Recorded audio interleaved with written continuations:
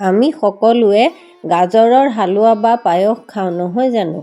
আজি মই ৰান্ধিবলৈ লৈছোঁ গাজৰৰ লগত জহা চাউলৰ পায়স। তাৰ বাবে মই 300 গ্ৰাম গাজৰ ভাল ধৰণে বাকলি গুচাই লৈছোঁ। লগতে ভাত খোৱা চামুচে 3 চামুচ জহা চাউল পৰিষ্কাৰকৈ ধুই তিয়াই ৰাখিছোঁ।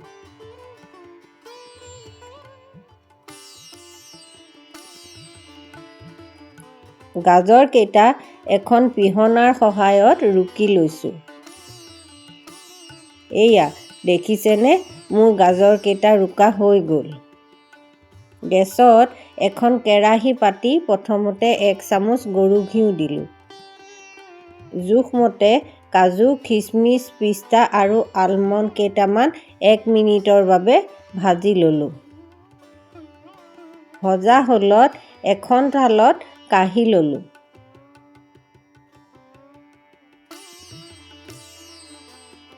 সেই একেখন কেৰাহীতে আৰু 1 চামুচ গৰু ঘিউ দি গলিবলৈ দিলোঁ।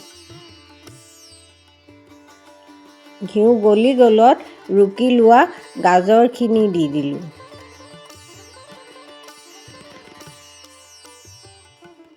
গাজৰখিনি লৰাব ধৰিলোঁ।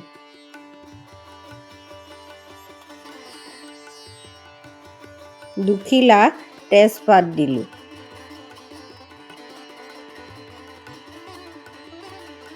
চাৰিটা থেতেলিয়াই লোৱা ইলাচি তাতে দি দিলোঁ। ভালকৈ অলপ সময় লৰাই থাকিলোঁ।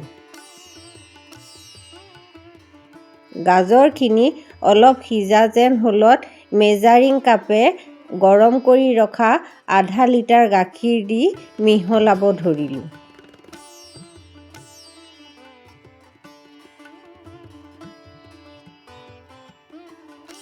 এক মিনিটৰ বাবে ঢাকনখন লগাই দিলোঁ।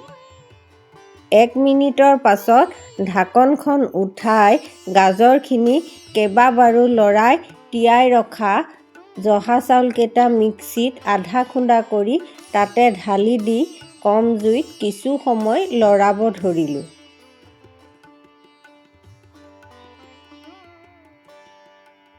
মাজতে ভাজি ৰখা ড্ৰাই ফ্ৰুটখিনিও দি দিলোঁ।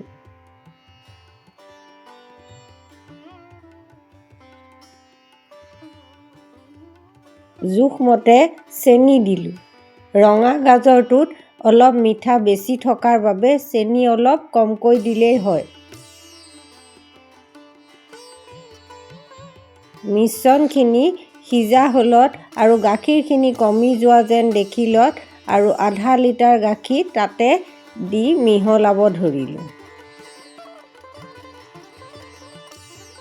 পায়সখিনি ডাঠ হ'বৰ কাৰণে 2 চামুচ পাউডাৰ গাখীৰ দি ভালকৈ মিহলাব ধৰিলোঁ।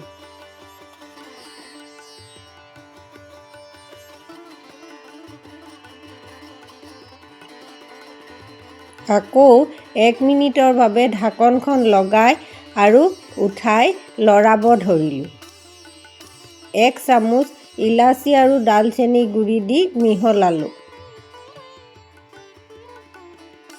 এয়া আমাৰ আজি গাজৰ আৰু চাউলৰ পায়স ৰন্ধা হৈ গ'ল। নমোৱাৰ আগে আগে 1 চামুচ গৰু ঘিউ দি গেছটো অফ কৰি কিছু সময় লৰাই থাকিলোঁ। ঢাকনখন লগাই দিলোঁ। আপোনালোকেও এনেদৰে গাজৰৰ লগত জহা চাউল মিহলি কৰি পায়স বনাই পায়সৰ নতুন এটা সোৱাদ নিজে লোৱাৰ লগতে আনকো দিব পাৰে। ভিডিঅ'টো ভাল লাগিলে লাইক, শ্বেয়াৰ আৰু কমেণ্ট কৰিব। লগতে ছাবস্ক্ৰাইব কৰি কাষত থকা বেল আইকনটো টিপি দিবলৈ নাপাহৰিব। ধন্যবাদ।